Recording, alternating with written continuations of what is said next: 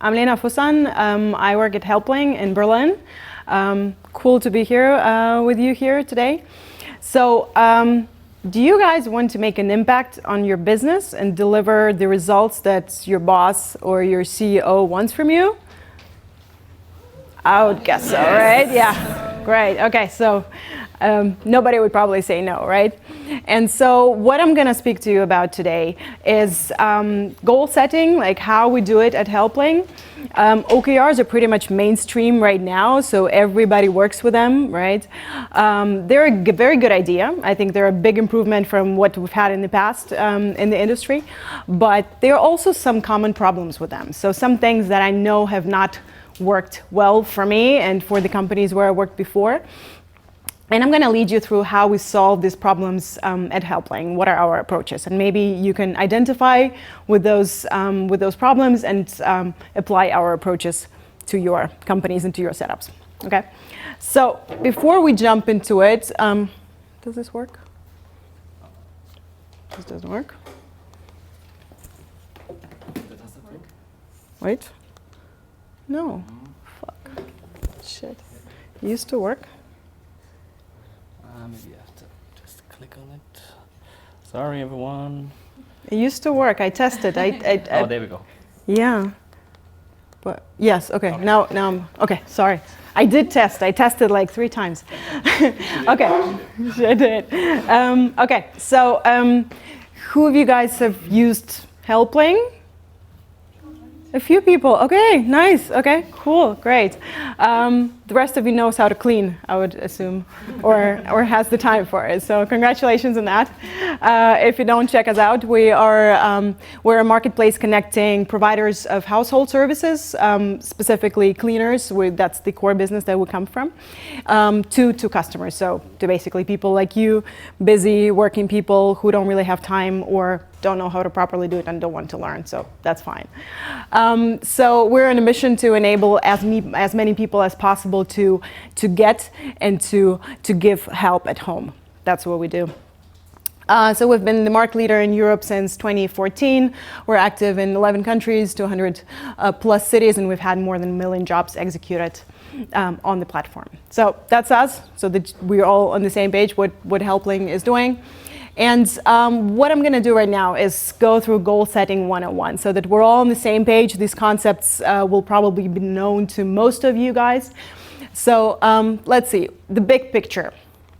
Normally we start with vision and mission, which is about 5 to 10 years, right? So I'm just going to give you an example. So our vision at Helpling is to become the global platform #1 for household services.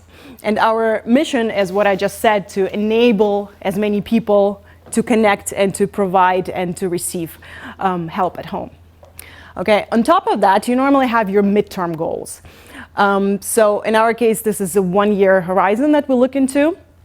And for instance, one of our goals for this year is to boost our customer growth. So we really want to get those new customer numbers up. That's one of the goals. You will have your own goals for the year, obviously.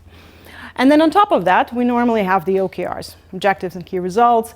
1 quarter, you might be working with shorter or longer cycles. That depends on your setup. Okay, so OKRs, a lot of people have worked with them. Goal setting framework that aligns the whole organization. So we start with the company, through the department, team, and sometimes individual contributor, if you wish. So we focus on what to do and what not to do, and we stay flexible. With those short iterations, we stay committed but flexible. And so objectives should be qualitative and inspirational. Where is it that we want to go? What is this big thing that we want to reach? And then we have the key results, which are quantitative and specific, which basically mean how we're going to get there. So objective are measured by key results. So far, so good. It actually sounds pretty simple, right? So should be working, right? But there are some common problems that I've personally experienced, maybe you have experienced too. So let's speak about them. If you implement OKRs, I think the topic of this exchange today is about silos, right? So my topic matches very well here. So when you set up classic OKRs, You set them on the company level, and then you go by department. So here's an example from Helpling. And of course, we do have more departments. I just didn't want to place all of them in one slide. So you have product OKRs, for instance, you have marketing OKRs, you have operations OKRs, and you will maybe have, if you're a B2B company, you will have a big sales team, or of course, like other teams such as finance, human resources, and whatsoever. So you set that up in this way. And then you kind of end up like this. So you end up in smaller groups of people working on their objectives. Looks like cubicles. So you don't really look around your cubicle, what other teams are doing, and sometimes you might not even care that much. So what this leads into, first problem, the customer journey is complex. Like when we start from acquisition through engagement to retention, multiple departments are involved in every touch point with the customer. So let's just take retention. I'm gonna use our platform as an example. So let's say we have a customer who's a software engineer living in Berlin. He's busy, he needs someone to take care of his home. So he has had a clean hack, has been successful. But we want to retain this customer. So let's say our objective is month-over-month retention. So we want to raise this retention, which is difficult to move, you know this, by a few percentage points. So marketing is responsible for retention because they reactivate customers with CRM, for example. We're also doing retention because we, for instance, provide a good replacement flow for the customer. If a customer doesn't want to stay with the current cleaner, they want to change, we can provide them with a good replacement flow so that they can stay with the platform. That's what product does.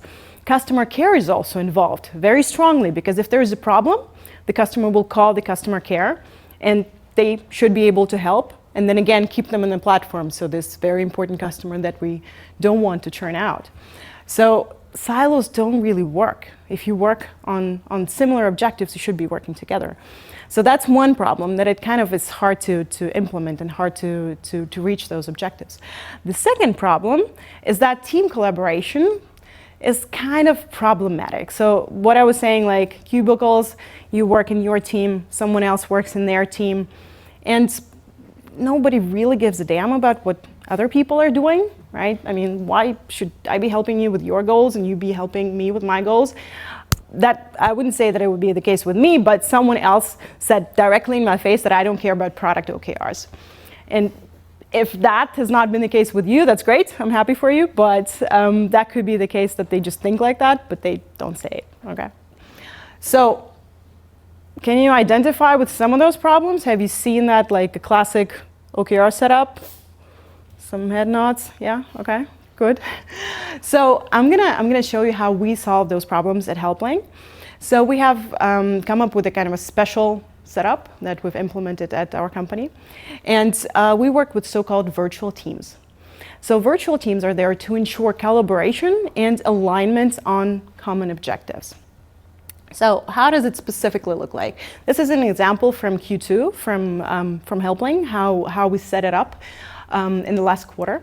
So we've had basically, yeah, it's a little bit cut, but I hope you can read it. So it says VT, customer experience, so virtual team, sorry? No? So someone was saying VT customer experience. So it's virtual team customer experience. This team has been taking care of all stuff, customer post-booking and also operational excellence. So all of the things that operations do for the customers. Then we've had a VT provider. There has been a focus on pricing around the provider topic. We've had a VT, customer growth, so acquisition, basically, and a VT culture. So for the first three teams, there has been a collaboration across basically most of the teams. Marketing, operations, product, these are the core teams with Helpling. Engineering is involved everywhere, so if some of you are engineers, you're very important people. We need you everywhere in all of the teams because without you it won't work.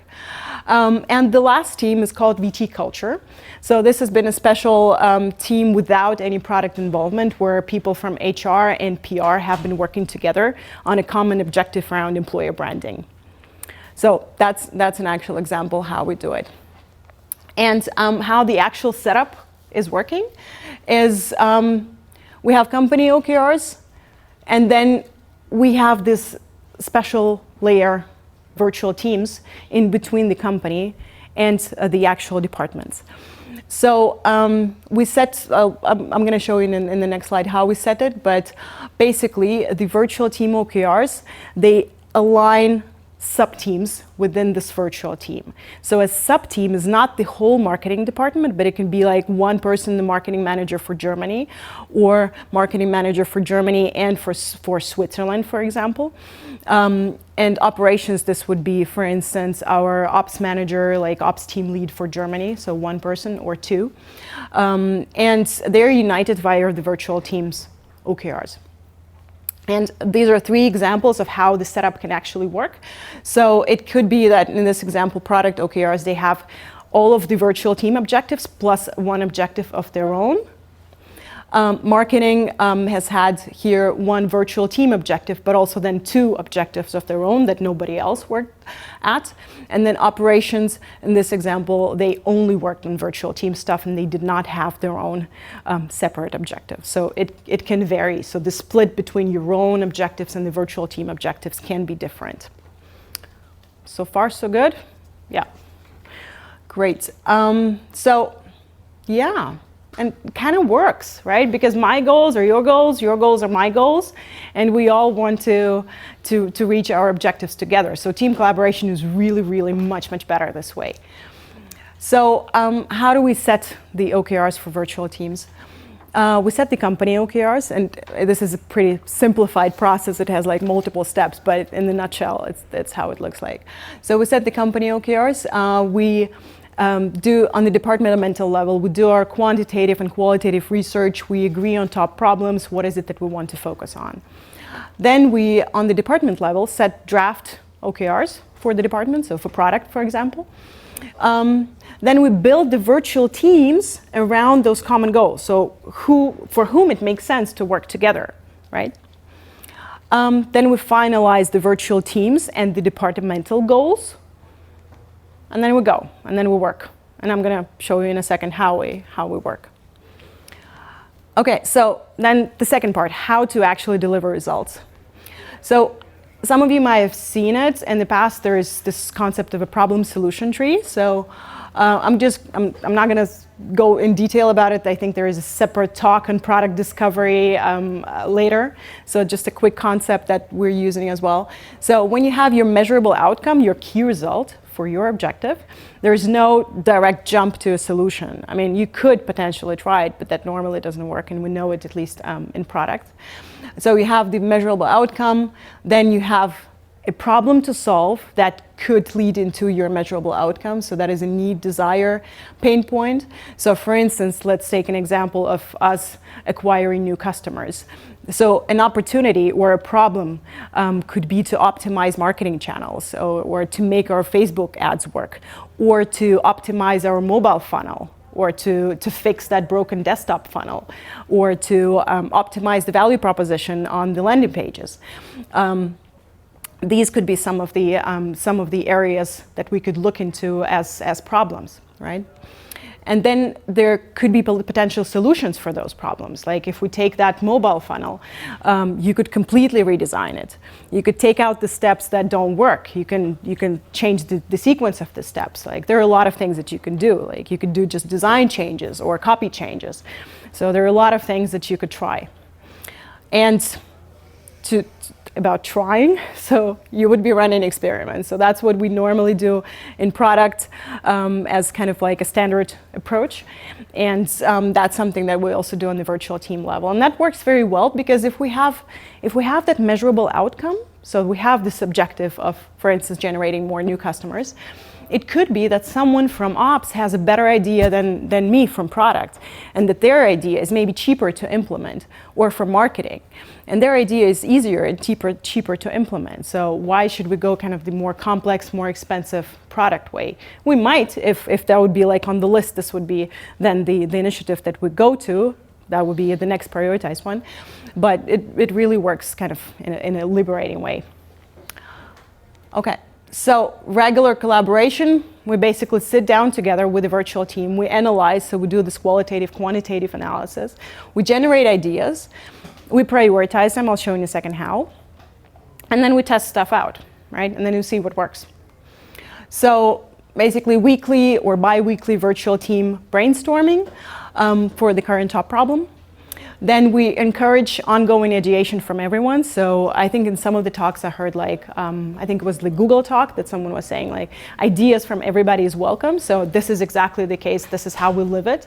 So everybody in the virtual team can raise an idea and then we'll evaluate it. And if it's a high promising idea, then we'll implement it, sure.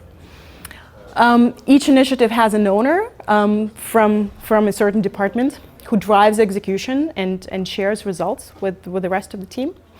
And then we use ICE for common prioritization of initiatives. Yeah, this is just a picture of a brainstorming that we've had some time a few months ago. ICE in our case, so I don't know if somebody works with ICE. Yeah, a few hands, okay. So for those of you who don't, it's basically a relatively simple prioritization framework. So you have your ideas, it's